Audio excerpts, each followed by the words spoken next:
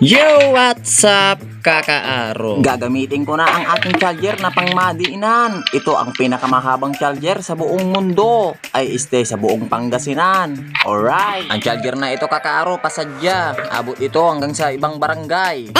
Regalo pala ito ng nasa ibang barangay.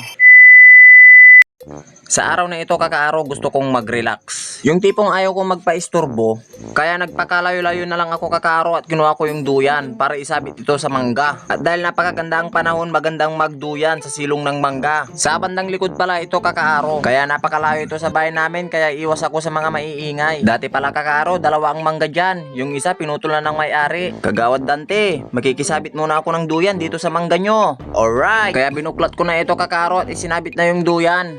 Tsaka ako na inigpitan at tinalian. Sa sobrang lakas ko, Kaka-Aro, muntik pa nga akong napasama dyan. At dahil buhol-buhol yung lubid, tinanggal ko na ito sa pagkakatali. Parang relasyon nyo lang. Nagkabuhol-buhol pero kaya pang ayusin.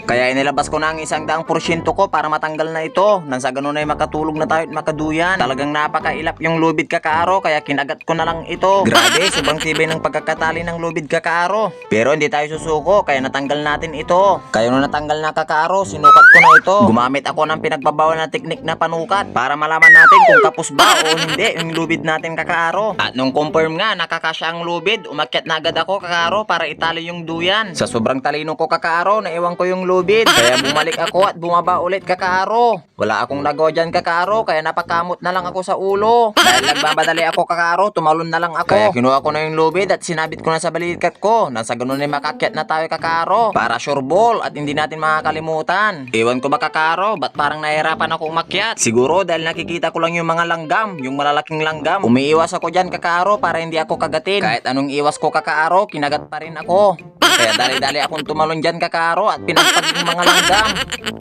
Ito pala yung mga langgam, Kaka-Aro, na kumagat sa akin. Ayan po sila, Kaka-Aro, napakarami nila. Ansit pala ang tawag dyan, Kaka-Aro. Erema ansit. Comment nyo nga, Kaka-Aro, kung anong tawag sa inyo dyan. Sa Ilocano daw, asubok. Tignan nyo ng maigi. Mukhang si Ant-Man yung nakuha ko, Kaka-Aro. At ito na, Kaka-Aro, tapos na. Makakapag-relax na tayo, Kaka-Aro. Kaya nilabas ko na yung cellphone ko para mag-music. Hindi kasi ako makakatulog, Kaka-Aro, kung walang music. Kaya nga lang, lobat na ang ating cellphone. 65% na lang. Kaya napakamot na lang ako dyan. Kinuha ko yung charger. Kaya umuwi ako sa bahay at kukunin yung charger, Kaka-Aro, para ma-charge natin yung cellphone, hindi malubat. Pagkagising natin, full charge ulit. At nandito na tayo sa bahay at papasok na ako, Kaka-Aro, para kunin yung charger. Ito pala yung loob ng bahay namin, Kaka-Aro, napakakalat. Ito yung aking ginagamit na charger. Ito yung charger na to, Kaka-Aro, hindi ako nagkakaproblema kahit walang extension. Dahil ang charger ko na ito, Kaka-Aro, nagmisto lang extension. Dahil dito, Kaka-Aro, hindi na ako nahihirapan. Kahit saan ako, kahit saan sulok ng aming bahay, hindi na ako nahihirapan kasi napakahaba ng aking charger. Pasadya ito, Kaka-Aro. Kahit nasa ibang barangay ka pa, pwedeng-pwede kang mag-charge dito, Kaka-Aro. Kung gusto mong hiramin ito, Kaka-Aro, wag na, baka sirain mo pa. Pero joke lang, pwedeng-pwede, Kaka-Aro. Pwede kong ipahiram ito sa'yo, Kaka-Aro. Basta ingatan mo ito, Kaka-Aro, gaya ng pag-iingat mo sa kanya. Ay!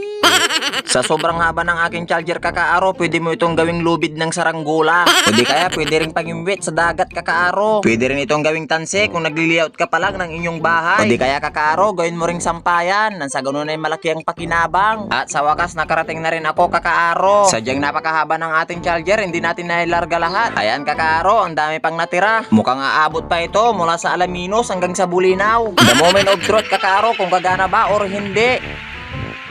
Alright. Oops. Nagka-charge siya, 65%.